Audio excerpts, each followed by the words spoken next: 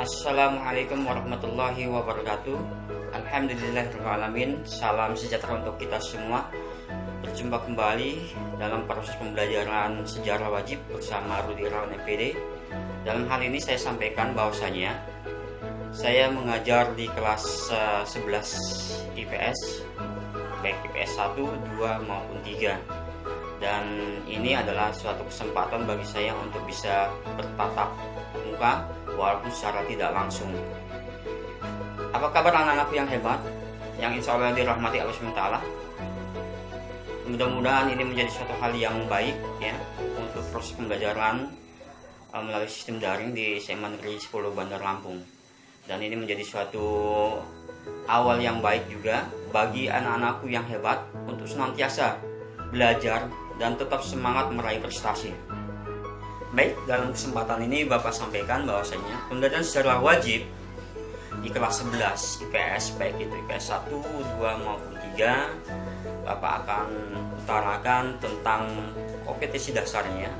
Yang pertama harus dipahami adalah kita mempelajari tentang masalah menganalisis perubahan dan keberlanjutan ya, tentang kolonialisme dan imperialisme yang ada di wilayah Indonesia atau pada umumnya di wilayah Asia Tenggara.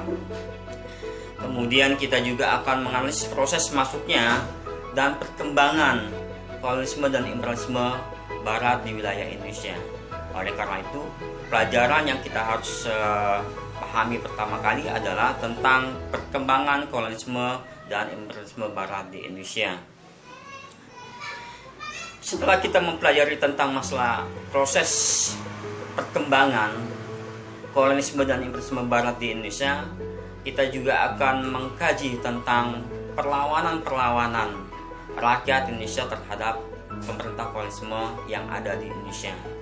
Dan kita pahami bahwasanya negara-negara yang pernah menjajah bangsa Indonesia itu tidak hanya satu, tetapi lebih dari satu, yaitu ada Portugis, ada Spanyol, ada Belanda, ada Prancis, ada Inggris, dan terakhir adalah Jepang. Nah, negara-negara tersebutlah yang pernah menguasai atau menduduki atau mengeksploitasi bangsa Indonesia. Oleh karena itu, Bapak berharap kepada anak-anak yang hebat, proses pembelajaran dengan menggunakan sistem daring ini, sumber atau ilmu atau pengetahuan tidak hanya berasal dari Bapak saja, tetapi kalian boleh men-searching atau mendapatkan atau menggali dari sarana yang kalian miliki seperti sarana internet.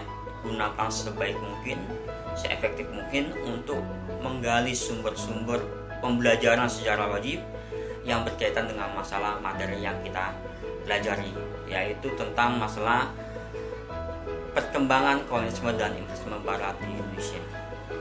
Kemudian yang kedua, kalian juga harus belajar dari buku-buku, baik itu buku-buku yang berkaitan dengan masalah sejarah maupun masalah pengetahuan dunia tentang masalah kolonialisme dan imperialisme Barat di Indonesia, baik itu bukunya dari pustakaan sekolah maupun dari teman kalian ataupun dari pustakaan yang lain.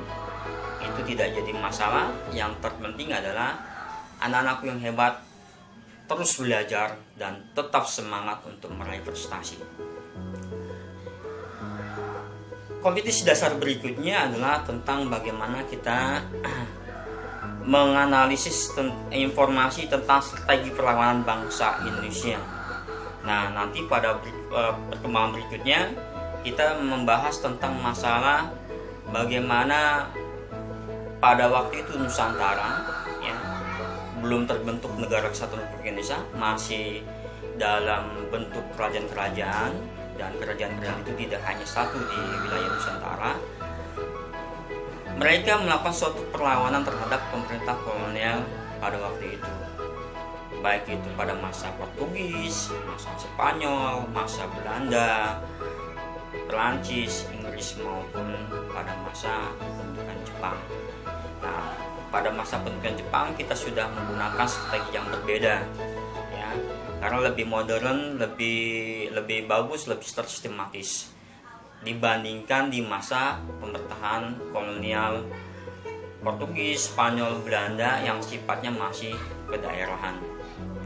Nanti kita akan bahas di pertemuan berikutnya.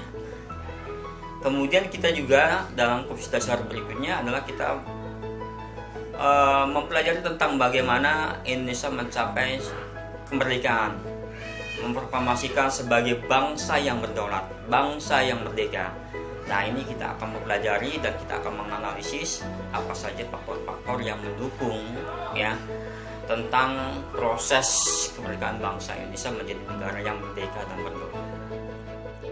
Kemudian kompetensi berikutnya adalah bagaimana bangsa Indonesia mempertahankan kemerdekaannya dari para penjajah yang ingin kembali masuk dan menguasai kembali bangsa Indonesia. Nah, ini kita juga akan pelajari ya pada pembahasan berikutnya. Tetapi Bapak sudah sampaikan tentang masalah hal-hal apa saja yang akan dipelajari pada pembelajaran sejarah wajib, khususnya di kelas 11 IPS 1, 2 maupun 3. Dalam proses pembelajaran sejarah wajib di kelas 11 IPS 1, IPS 2, dan IPS 3, KKM yang harus dicapai adalah 76.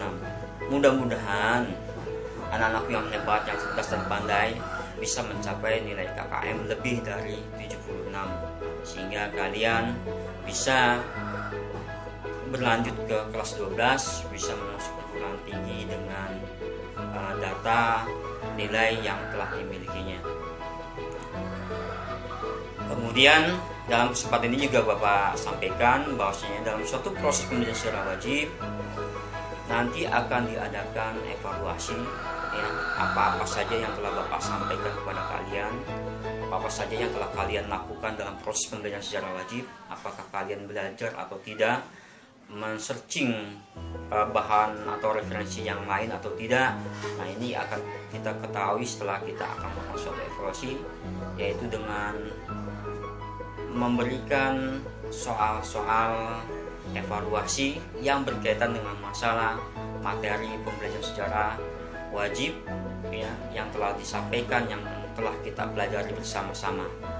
Mudah-mudahan anak-anakku yang hebat, yang cerdas dan pandai bisa memberikan yang terbaik ya, bisa mewujudkan orang tua bahagia dan bisa bermanfaat di masa depan dengan terus belajar, dengan terus menggali pembelajaran-pembelajaran, baik itu pelajaran sejarah maupun pembelajaran yang lainnya.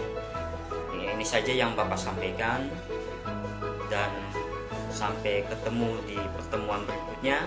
Kita langsung ke materi saja nanti pada pertemuan berikutnya. Tetap semangat, jangan putus asa. Bapak ucapkan wabillahi taufiq wal hidayah. Wassalamualaikum warahmatullahi wabarakatuh.